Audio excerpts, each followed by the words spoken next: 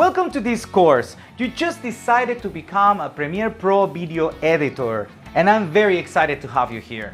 It's very nice to meet you. My name is Mario and I'm a photographer, videographer, YouTuber, and I am from Peru.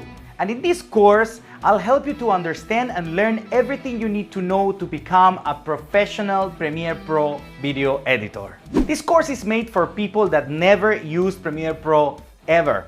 So it means I'm gonna teach you how to use it from scratch.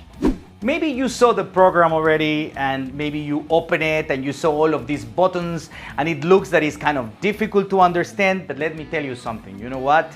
It's really easy to understand. You just need to understand where are the buttons, what are they for, how is it work, and then at the end with practice, everything becomes very easy.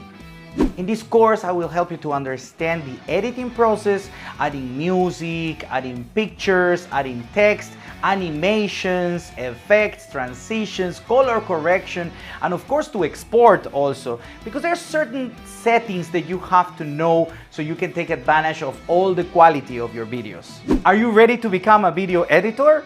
Let's start creating.